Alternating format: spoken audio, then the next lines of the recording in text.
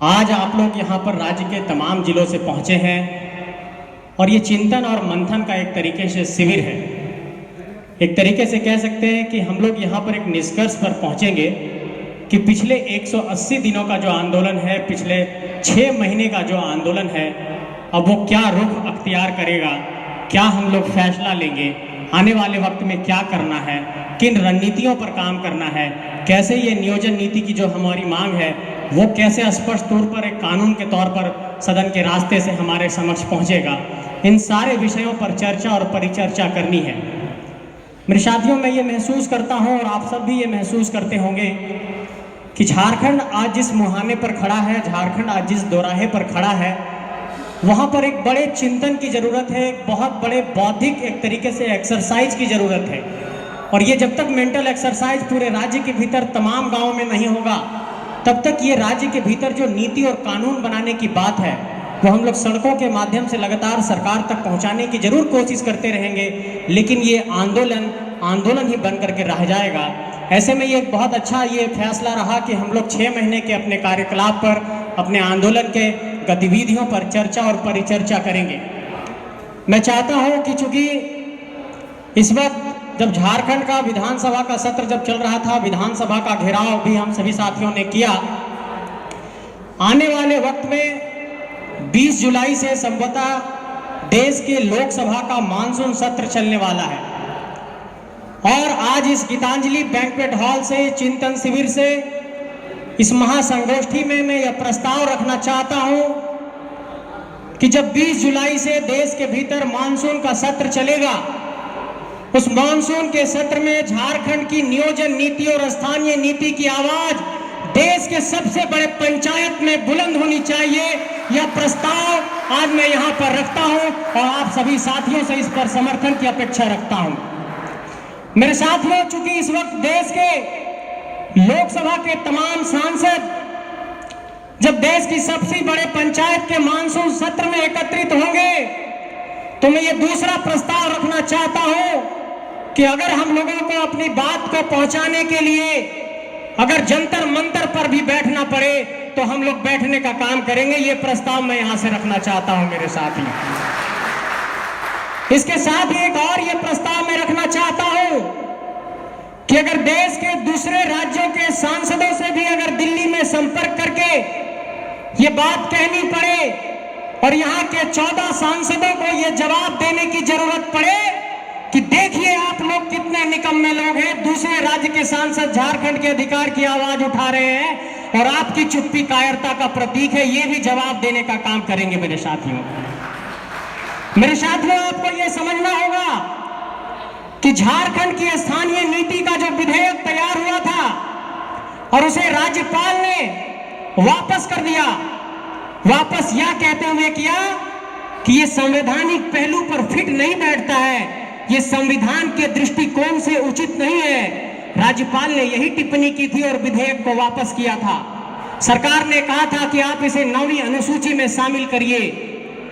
ये हम साफ तौर पर इस गीतांजलि बैंक्वेट हॉल के इस मंथन चिंतन शिविर से ये संदेश देना चाहते हैं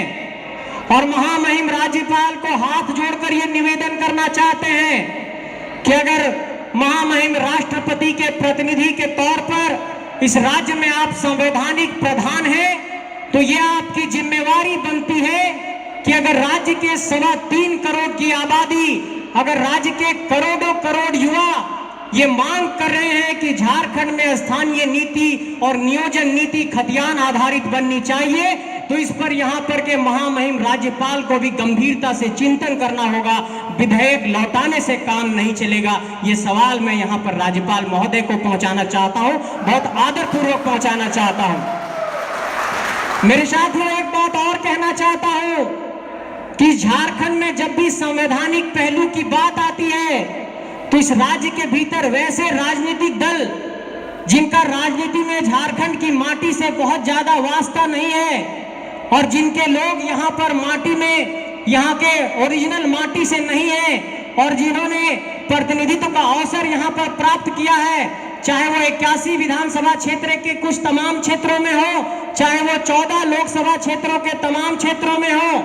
और उन सभी सांसदों को, उन सभी विधायकों को यह संदेश देना चाहते हैं, चाहे वो हजारीबाग के सांसद हो, चाहे वो गोड्डा के सांसद हो, चाहे वो चतरा के सांसद हो, चाहे वो पलामू के सांसद हो, चाहे वो रांची के सांसद हो, और चाहे झारखंड के तमाम इलाकों के सांसद हो, उन सबको भी ये संदेश देना चाहते हैं कि अगर इस बार मानसून के सत्र में झारखंड की स्थानीय और नियोजन नीति को लेकर के आपकी आवाज अगर देश के सबसे बड़ी पंचायत लोकसभा में नहीं गूंजती है तो हम लोग अपना विरोध दर्ज कराएंगे आप लोगों के खिलाफ। ये मैं कहना चाहता हूं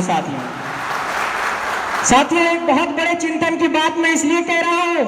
कि झारखंड के 81 विधानसभा के क्षेत्रों में जब झारखंड के भीतर जब कोई कानून बनाने की बात आती है और जब यहाँ के विधायकों की राय लेने की बात आती है तो कुछ ऐसे राजनीतिक दल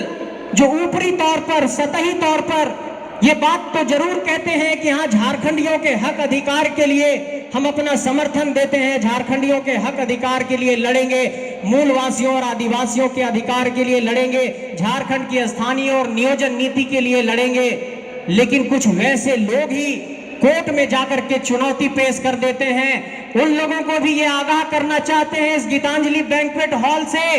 कि अगर संविधान के समानता के अधिकार की आप बात करते हैं तो संविधान में आपको यह भी पढ़ना पड़ेगा कि तमाम राज्यों के लिए विशेष उपबंध का जो प्रावधान संविधान के अनुच्छेद 371 में किया गया है उस पर भी जरा गौर करिए। यह संदेश उन राजनीतिक दलों को भी देना चाहते हैं। मेरे साथियों, हम ये कहना चाहते हैं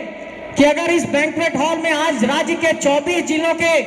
अगर 264 प्रखंडों के हमारे साथी यहां पर पहुंचे हैं और ये बात सब एक स्वर में कह रहे हैं कि झारखंड में 60 और 40 की जो नियोजन नीति है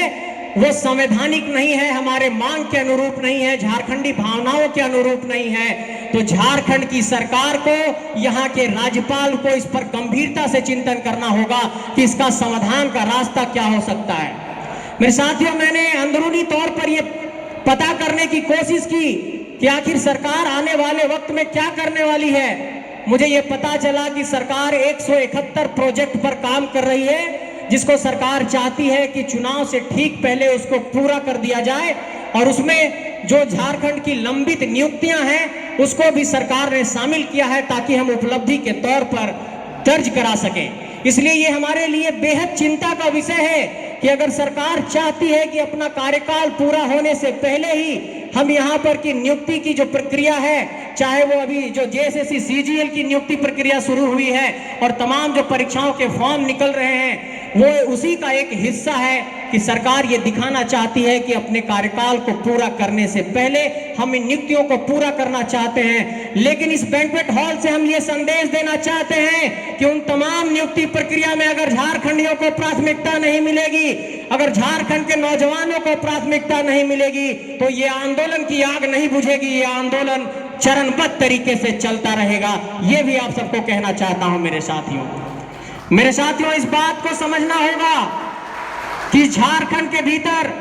चाहे वो हजारीबाग के 10 बाय 10 कमरे में हो, चाहे लालपुर के वर्धमान कंपाउंड में पढ़ रहे हमारे नौजवान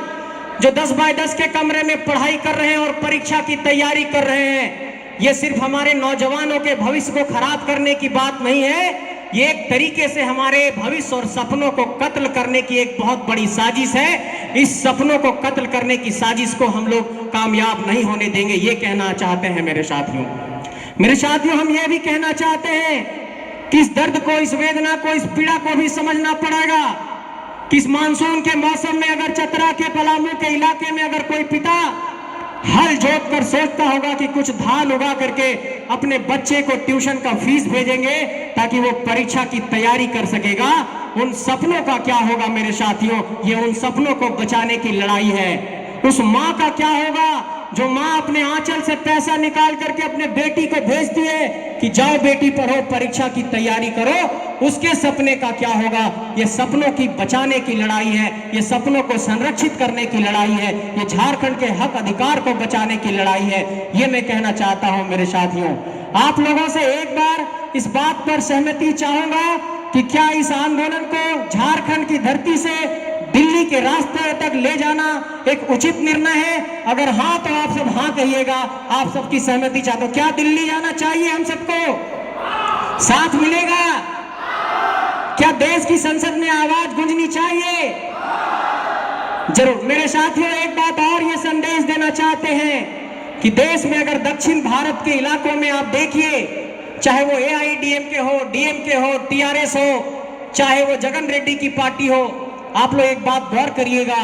कि दक्षिण भारत में जब दक्षिण भारतीयों के भाषा की बात आती है, संस्कृति की बात आती है, नियोजन की बात आती है, वो सभी लोग एकजुट हो जाते हैं। लेकिन झारखंड में जब झारखंडियों के हक अधिकार की बात आती है, झारखंडियों के नियोजन की बात आती है, झारखंड की स्थानीय नीति की बात आती है, तो तमाम राजनीतिक दलों का विचार अलग अलग हो जाता है। भले वो मीडिया में कुछ कहें, लेकिन आंतरिक तौर पर उनका विचार अलग हो जाता है। वैसे राजनीतिक दलों को भी यहाँ पर झारखंड स्टेट स्टूडेंट यूनियन ये संदेश देना चाहता है कि ये लुका छिपी का खेल नहीं चलेगा। जो भी कहना है स्पष्ट तौर पर कहिए। अगर हमारी खिलाफत करनी है तो सामने से खिलाफत करो, अगर साथ देना है तो सामने से साथ दो। ये लुका छिपी का खेल जो झारखंड के अंदर तमाम राजनीतिक दल करते हैं, उनको ये नहीं करने दिया जाएगा। मेरे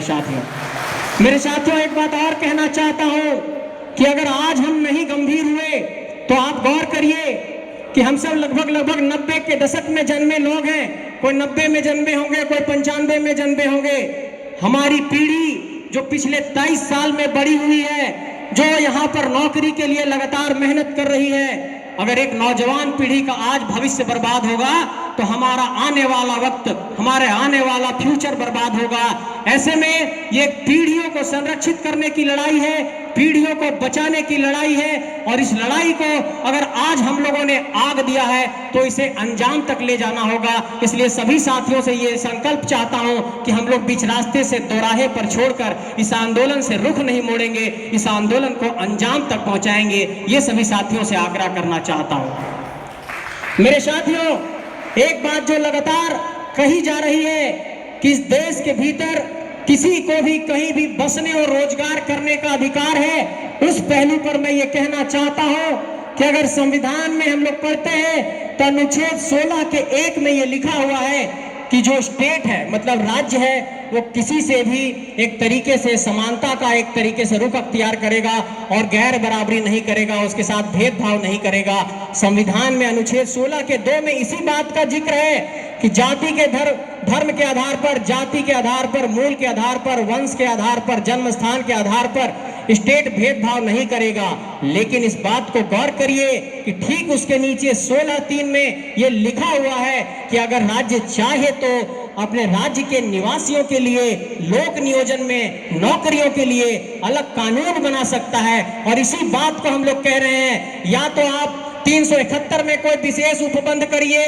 या तो आप 9वीं अनुसूची में शामिल करिए, या फिर 16(3) का उपयोग करते हुए कानून बनाइए। अगर आप सब ये कह देंगे बार बार कि ये यहाँ पर समानता का अधिकार का उल्लंघन हो रहा है, तो इस झारखंडी माटी के लिए जिन लोगों ने लड़ाई लड़ी, इस झारखंडी माटी को जिन लोगों ने बचाया, हमारे पुरखों ने जो इस झारखंड को बचाया, उसकी पीढ़ियों का क्या होगा, हमारे लोगों को क्या होगा। और जो हम खतियान की बात करते हैं, ये लोग कहते हैं कि सिर्फ 1932 के खतियान के आधार पर ये लोग जिद्दी हो गए हैं, नियोजन नीति और स्थानीय नीति की मांग कर रहे हैं। मेरे साथियों, जिस जिले में हम लोगों ने बराबर ये कहा है कि अंतिम सर्वे के आधार पर भी स्थानीय नीति परिभाषित की जाए, 1932 को एक आधार बनाया जाए, जहां पे 1964 में सर्वे हुआ हो वहां पर 1964 को आधार माना जाए। और एक बात और कहना चाहता हूं मेरे साथियों, 15 नवंबर 2000 की तारीख को जब ये बिहार से झारखंड अलग हुआ तो उस वक्त एक कानून बना था, आप लोगों ने भी पढ़ा होगा, और जो पत्र आप लोगों को दिया गया था विधायकों से साइन कराने के लिए, उसमें भी इस बात का जिक्र किया गया था कि बिहार राज्य पुनर्गठन अधिनियम 2000 की धारा 85 में इस बात का साफ तौर पर जिक्र किया गया है कि संयुक्त बिहार के समय का कोई भी कानून, कोई भी नियम, कोई भी अध्यादेश जो है उसको झारखंड सरकार भी लागू कर सकती है। सिर्फ उसमें करना इतना था कि उस वक्त का जो स्थानीय नीति जो 3 मार्च 1982 को जो बिहार में परिभाषित हुई थी, उसी स्थानीय नीति को झारखंड शब्द का इस्तेमाल करते हुए परिभाषित करना था, लेकिन यह भी नहीं हो पाया मेरे साथियों। इस तरीके से इस राज्य के भीतर एक बहुत बड़ी साजिश हो रही है। ये तो विधायिका की बात किया हम लोगों ने, सांसद और विधायकों की बात की, लेकिन एक और निंदा प्रस्ताव इस मंच के माध्यम से हम यहां से पारित करना चाहते हैं कि इस राज्य की जो नौकरशाही है, इस राज्य की जो अफसरशाही है, इस राज्य के जो आईएएस है, इस राज्य के जो आईपीएस है, वो भी झारखंडी भावनाओं का ख्याल रखे। हम लोगों ने इस बात को